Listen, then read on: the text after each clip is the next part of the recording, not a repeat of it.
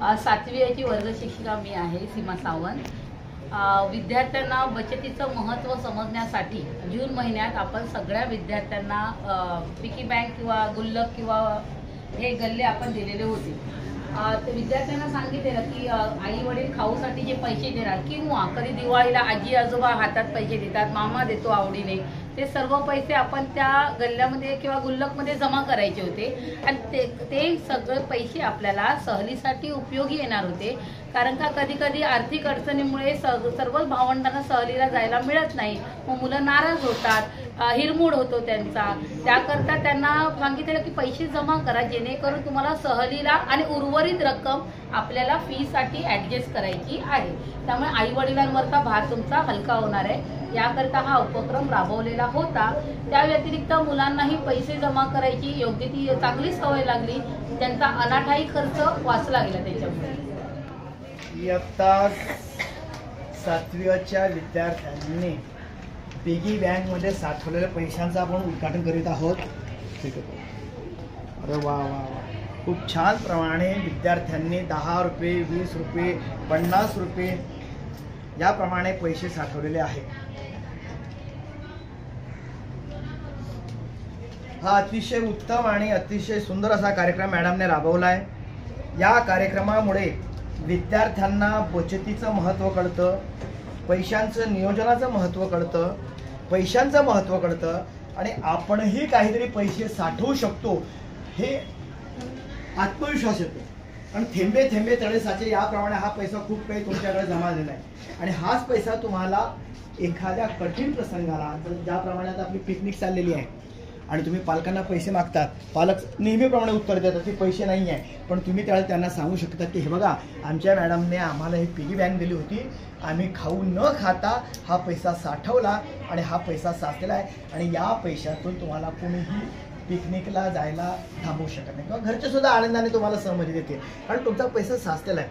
मला वाटतं हा प्रकार विद्यार्थ्यांना अतिशय छानपैकी शिस्त लागेल आणि अनावश्यक जे आपण पैसे खर्च करतो, तेलकट तुपकट चॉकलेट खातो, ज्या चॉकलेटमध्ये अळ्या निघतात, सूक्ष्मजीव असतात आणि जे तेल आपण खातो ते तेल सुद्धा आपल्या शरीरासाठी हानिकारक असतं, अशापेक्षा हा पैसा साचवलेला कितीतरी पटीनं तुम्हाला उपयोगी पडेल आणि आयुष्यामध्ये तुम्ही एक अतिशय छानपैकी नागरिक होणार की जेणेकरून तुम्हाला पैशाचं महत्त्व कळेल। तुम्ही तर स्वयंपूर्ण होणारच, पण याच्यातून तुमचा देश सुद्धा स्वयंपूर्ण होऊ शकतो आणि तुमचं घर सुद्धा अतिशय तुम्ही उत्तम प्रकारे नियोजन करून चालवू शकाल। तर खूप उत्तम मॅडम, तुमचं अभिनंदन, तुम्ही हा अतिशय छान प्रकल्प केला।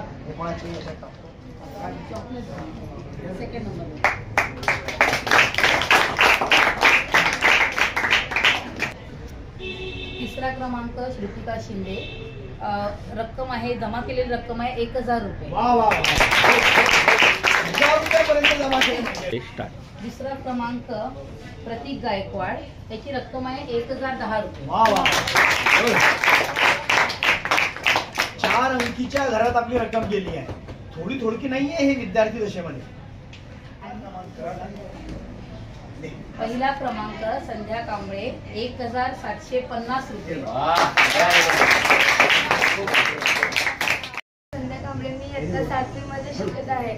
आमच्या मॅडमने आम्हाला गल्ले दिले होते, अख्ख्या वर्गालाच दिले होते।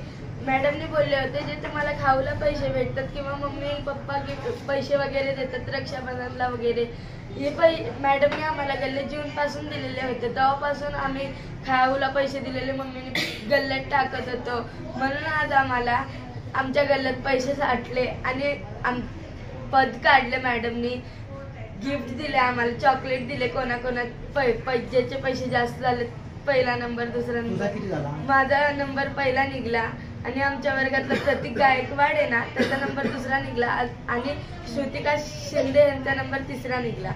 थँक्यू मॅडम, तुमचे खूप खूप अभिनंदन। या पैशाचे वेगळे तू काय करणार? आता हे पैसे आम्हाला मॅडमने सांगितले होते तुम्हाला उपयोगी येतील, म्हणून आता हे पैसे आम्हाला सहलला जायला उपयोग आले। इयत्ता 7वी अ सर्व वर्गातील विद्यार्थी विद्यार्थिनी आणि त्याचप्रमाणे आदरणीय सीमा मॅडम तुमच्या वर्ग शिक्षिका, या सर्वांचं प्रचंड कौतुक आणि मला अभिमान वाटतोय। आजच्या प्रसंगी मला लहानपणीची एक गोष्ट आठवते आणि ती गोष्ट आहे चिमणीचं घर मेणाचं। आणि कावळ्याचं घर शेणाचं. लहानपणीची गोष्ट, तुमचा हा सगळा कार्यक्रम चालू असताना मी पाठीमागे आठवत होतो. आणि तो जो कावळा होता तो कावळा आळशी होता आणि कावळ्याला श्रमाचं महत्त्व माहीत नव्हतं, बचतीचं महत्त्व माहीत नव्हतं. आणि मग नंतर त्यामुळे त्याचं प्रचंड मोठं नुकसान झालं आणि चिमणी मात्र प्रचंड मोठ्या संकटात सुद्धा वाचली. तुम्हाला हे या जगामध्ये वाचण्याचं तंत्र मॅडमनी शिकवलंय. तुमचं वय आज केवळ 10 ते 11 वर्षाच्या दरम्यान असेल, 12 वर्षाच्या दरम्यान असेल, पण बाळांनो तुम्हाला तुमच्या आयुष्यभर तरण्याचं जे काही महत्त्व आहे ते मॅडमनी अधोरेखित केलंय आणि हे तुमच्या आयुष्यभर लक्षात राहील. आज ज्या विद्यार्थ्यांनी हे पैसे साठवले त्यांना तर लक्षात राहीलच, पण आज जे विद्यार्थी पैसे साठवू शकले नाही, त्यांना संधी असून सुद्धा त्या संधीचं सोन्यात रूपांतर करता आलं नाही, त्यांना जर या निमित्ताने पश्चाताप वाटला तर भविष्यामध्ये त्यांना सुद्धा ही संधी मिळेल आणि ते सुद्धा बचतीचं महत्त्व शिकू शकतील असं मला या ठिकाणी वाटतंय.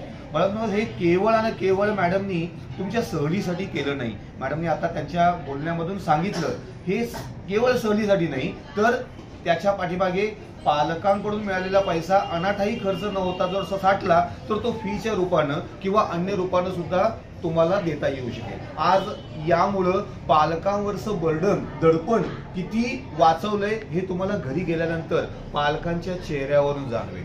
आणि त्यामुळं ही सवय तशीच वृद्धिंगत कायम ठेवा. इतकंच नाही तर सीमा मॅडमनी घालून दिलेला हा आदर्श प्रत्येक वर्गावर्गात कसा जाईल आणि प्रत्येक विद्यार्थ्यामध्ये कसा बाणेल याची जबाबदारी आता आमची. आम्ही आता ती जबाबदारी नक्की उचलू आणि त्यांच्याकडून हा आदर्श घेऊन इतर विद्यार्थ्यांमध्ये प्रतिबिंबित करण्याचा प्रयत्न करू. या निमित्ताने पुन्हा एकदा सीमा मॅडम आणि तुम्हा सर्व विद्यार्थ्यांचं प्रचंड कौतुक.